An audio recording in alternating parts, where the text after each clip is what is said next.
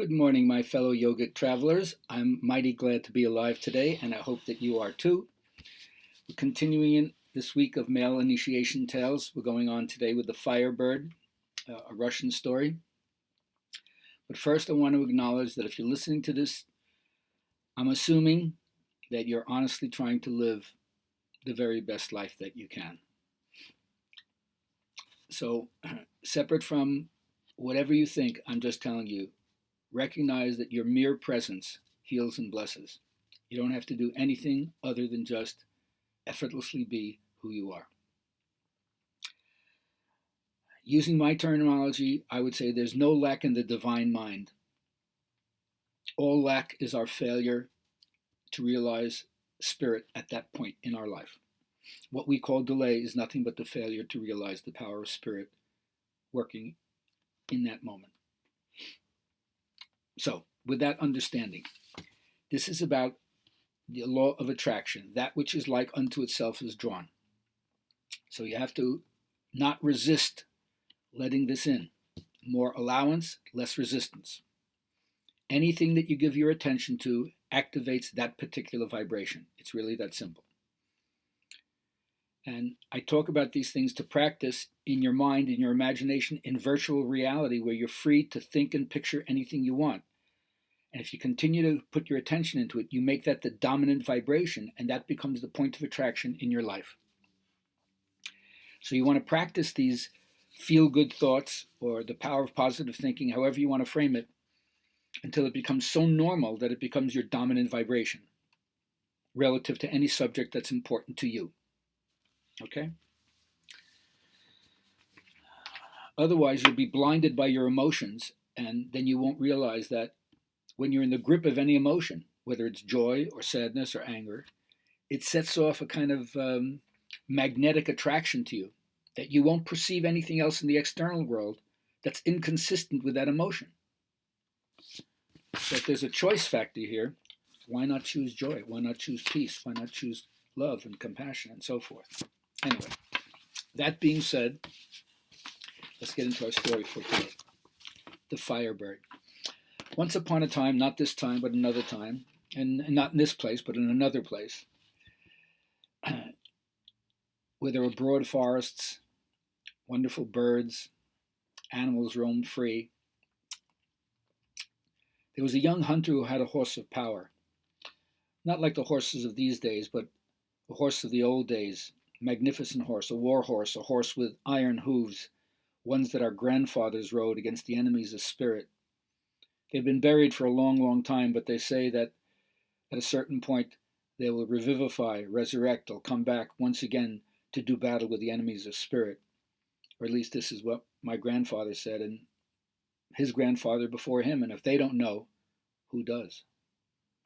Anyway, once this young hunter riding a horse of power was going in through the woods, and he noticed that it was very, very silent.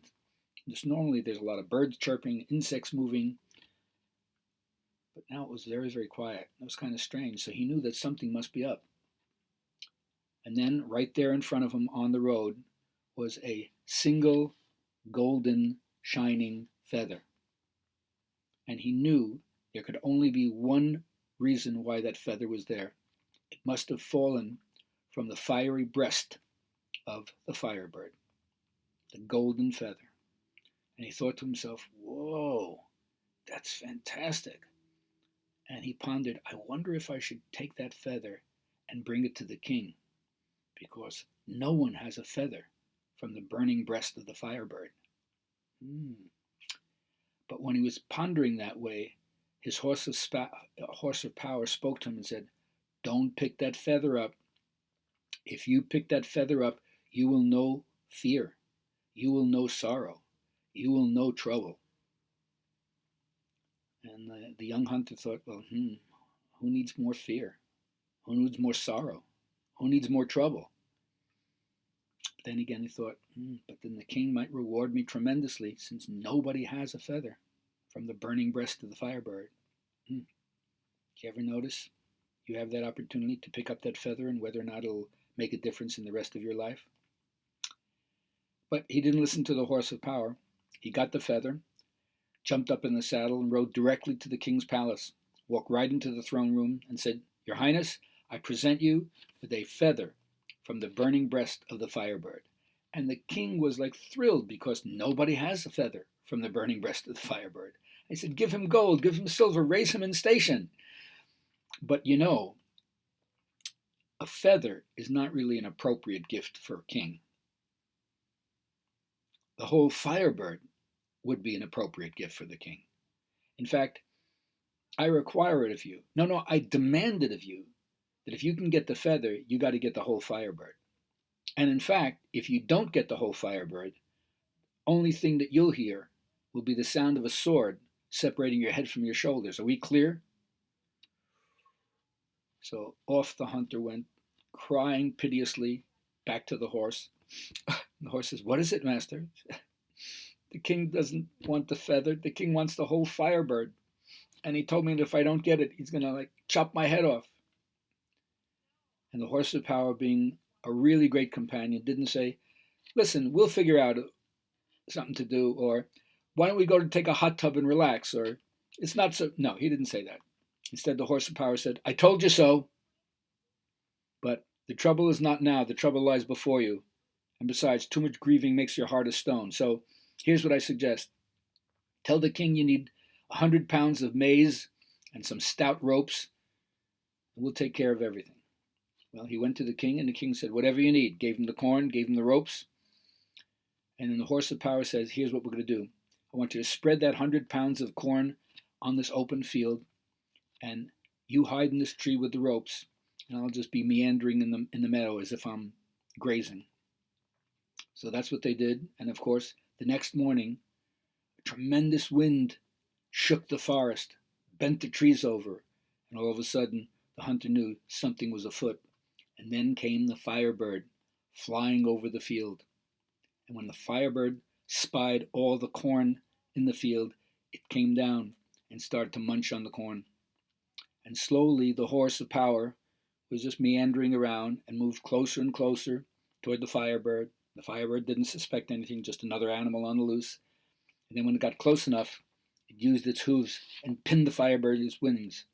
And as soon as it did that, the hunter jumped from the tree, took his ropes, bound the Firebird, and brought it to the king. Mission accomplished.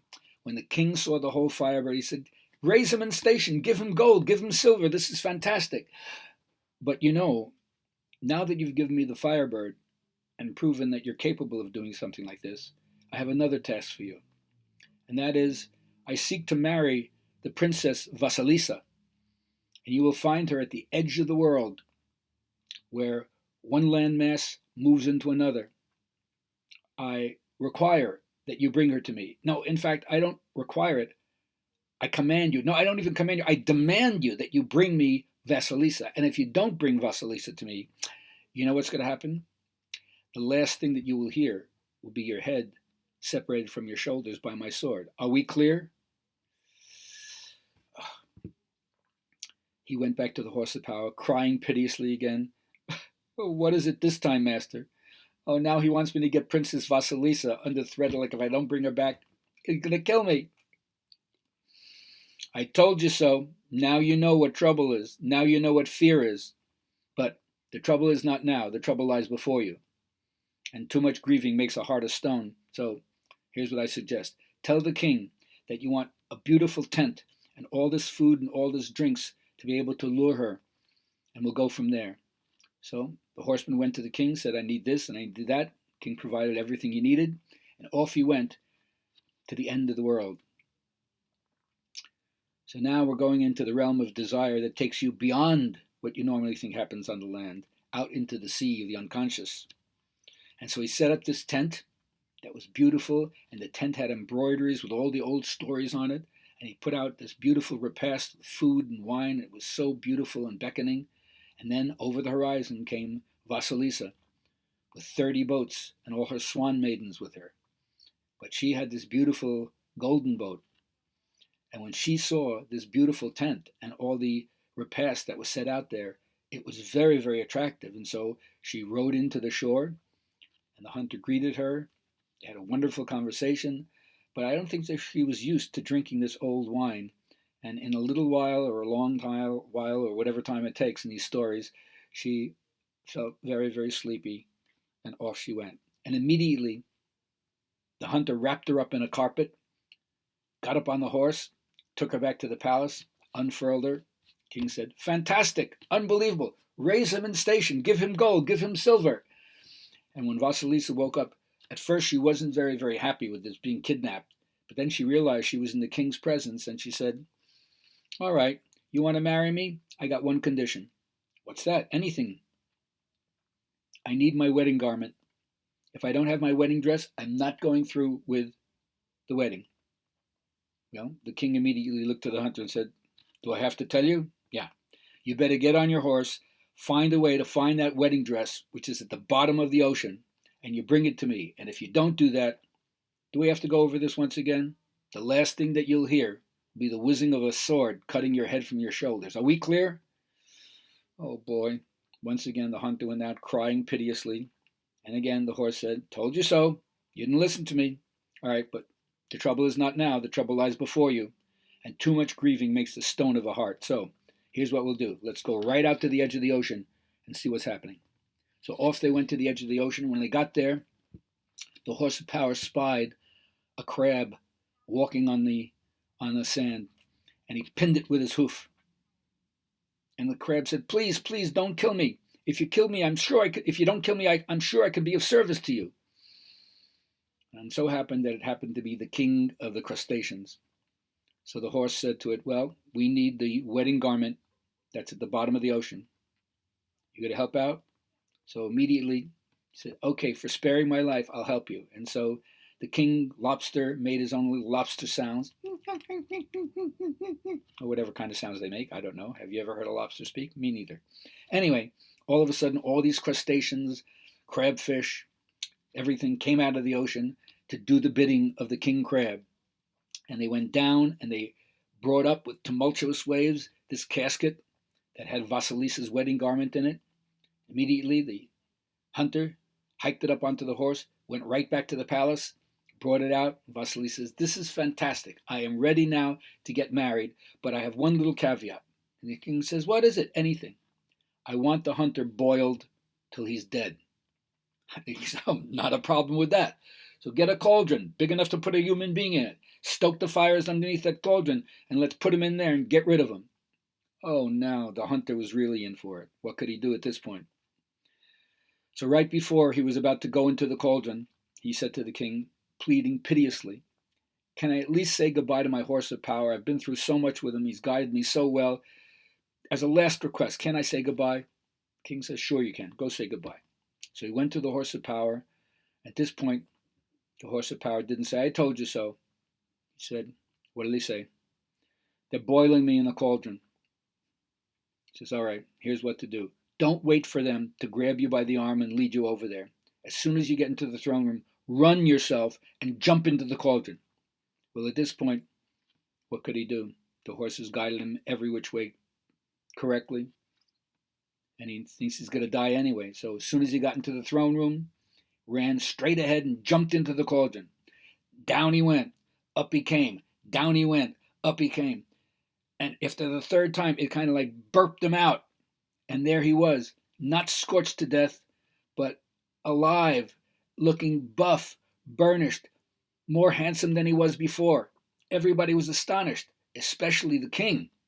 And the king said, "Whoa, if anybody's going to look burnished and buff and handsomer than he was before, it should be me, not him." And so the king ran to the cauldron, jumped in himself, but it didn't work for him because he went down and he never came out. Yeah, got scalded to death. At that point, Vasilisa turned to the hunter and said, "You're looking pretty good to me right now, and since the wedding has already been planned and all the affair is going, why don't we?" And of course, they did, and they wedded, and he became the king, and they took over the realm, and they lived and ruled for a long time and were adored by all the people. I hope you loved that story about the Firebird. And as I said, I'm not giving anybody clues about how to interpret these stories as I normally do in class if you're not used to dealing with symbolism and the fairy tale code. But work on the story, and if you have any questions, you want to discuss it with me, GabrielHalpern.com or themeister@yahoo.com, or contact me through my YouTube station. Have a great day, and we'll see you next week with tomorrow with more fairy tales of male initiation.